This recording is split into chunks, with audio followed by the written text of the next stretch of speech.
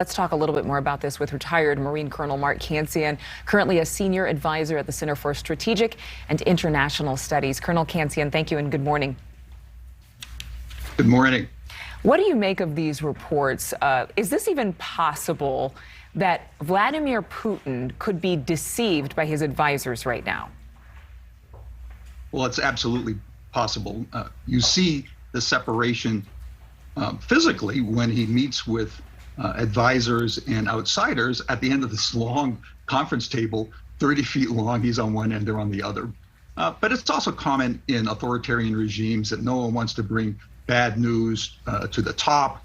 You tend to get punished. There's no reward for honesty. And there's also no outside sources of information. Putin has shut all those down. So it's very possible that he has isolated himself and does not fully understand what's happening on the ground. But if he's not aware of what's happening, and yet in a world where we're all seeing this war on social media and getting all kinds of intelligence, and then there's also rumor, who's calling the shots if he's not? Well, I'm guessing that the military hierarchy is calling the shots because they likely are getting accurate reports, or at least moderately accurate reports. But I think that they're afraid to bring bad news up to the top, so they're struggling to do the best they can. And of course, they're not doing terribly well. The world is watching. Ukraine obviously is reportedly besting the Russian military in many cities and many conflicts. Wouldn't Putin have a pulse on that? Wouldn't he be hearing about what people are saying about his military not performing at their best? Well, one would hope so, but there's no indication of that. When you look at what the Russians are doing on the ground, they've continued their offensives in all four of the axes where they've launched their attacks. They haven't pulled back, and they haven't changed their operations significantly, even after they've stalemated. I mean, this would be the time when I think a well-informed political leadership would start to make a deal, recognizing that they're not going to achieve their full objectives.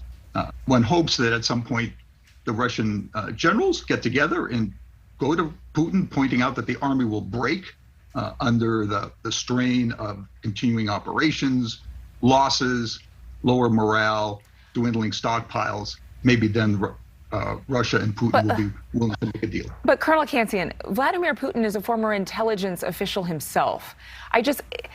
I would think there's some people at home who are thinking, he might be twisted, or he might have evil intentions, or he might be completely out of touch. But he has a history of understanding how war works. So how could this be a trick? Could this be all a setup? I don't think so. The Russians clearly went into Ukraine thinking that it would be an easy operation. They told the troops that the Ukrainians would welcome them. And of course, that did not happen. They were badly bloodied. And they haven't significantly shifted their goals up until the last couple of days. So that lends credence to the notion that, Putin is not following operations very closely, despite the fact, as you point out, that he was a former intelligence officer. Yeah. We'll see what happens next. Colonel Mark Cancian, thank you, as always, for being with us. Thank you so much for watching. Make sure to click on the red subscribe button below so you can get more of NewsNation's fact-driven, unbiased coverage.